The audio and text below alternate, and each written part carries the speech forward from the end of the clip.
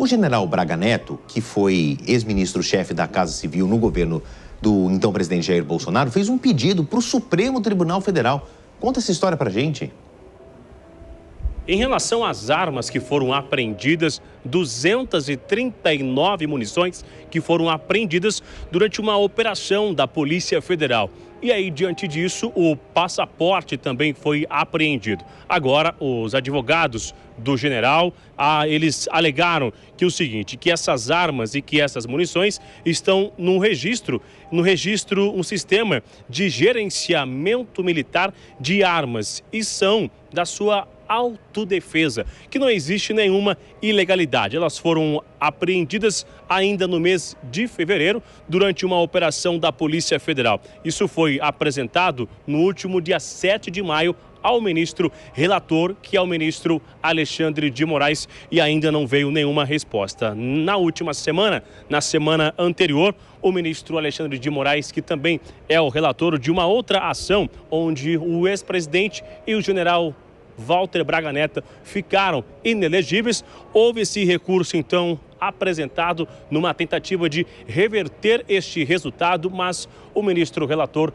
Alexandre de Moraes acabou rejeitando esta ação. Esta solicitação sobre a devolução de armas e outros documentos, o ministro ainda não respondeu. Aliados acreditam que essa é uma função muito normal, de acabar esgotando esses recursos e que dificilmente isso será liberado novamente, essas armas e o passaporte, já que ele também segue sendo investigado. Obrigado pelas informações, boa noite, ótima sexta-feira. Bruno Pinheiro, que conversou com a gente direto da capital federal. Aí eu preciso chamar Cristiano Vilela, Dora Kramer, porque aqui nós temos elementos muito importantes. De um lado, o ex-presidente Jair Bolsonaro, que está nessa história indiretamente, Braga Neto, o então ministro-chefe da Casa Civil, né? Uma coisa, capitão dos ministros do capitão Jair Bolsonaro. Do outro lado, o STF, na figura de Alexandre de Moraes, o Braga Neto batendo a porta de um ministro que ele tanto vociferou para pedir ali, puxa, gostaria do meu passaporte de volta, tem uma munição, umas coisas pessoais com o senhor também, pode devolver, quer dizer, imposto da justiça, pode devolver.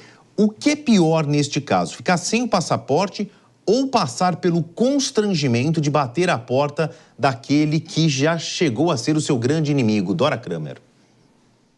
Olha, eu acho que esse bater a porta, fazer essa solicitação, sinceramente, acho que não é nenhum constrangimento, é algo normal, é uma atuação. Os advogados de defesa têm que realmente esgotar todos os recursos. O ex-presidente Jair Bolsonaro já tinha feito, se eu não me engano, essa solicitação de devolução do passaporte, que foi negado sob a argumentação de que a investigação está em curso, então não tem por que devolver, né? Com relação às armas, eu sinceramente não sei como é que o ministro Alexandre de Moraes veria isso, mas o Bruno diz aí que as pessoas que ele consultou dizem que é muito difícil, Vilela é que pode explicar isso, mas o passaporte, se houver a mesma régua, né, o mesmo critério do que foi usado com o ex-presidente Jair Bolsonaro, não será devolvido. Mas acho normal, é assim mesmo, né? Ele vocifera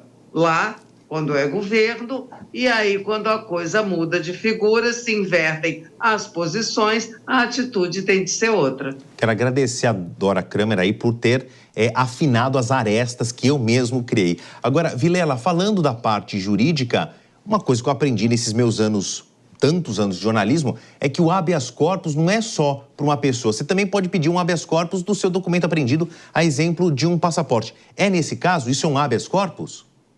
Existem várias medidas que podem ser tomadas, o habeas corpus é uma delas, mas existem pedidos administrativos para que eventualmente se relaxe as medidas cautelares que foram determinadas nesse caso.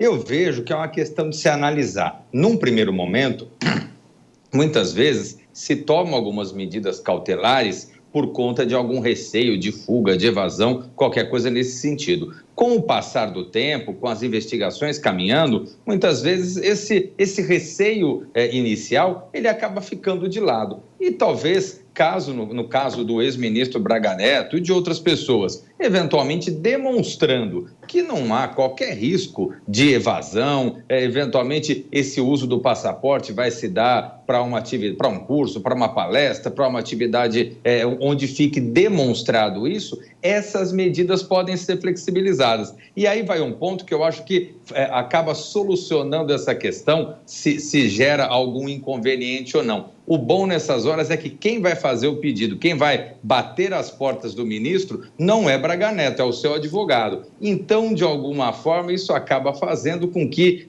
o diálogo seja técnico, não fique realmente tendo aquele dissabor entre uma pessoa que eventualmente criticou e a pessoa que eventualmente foi criticada.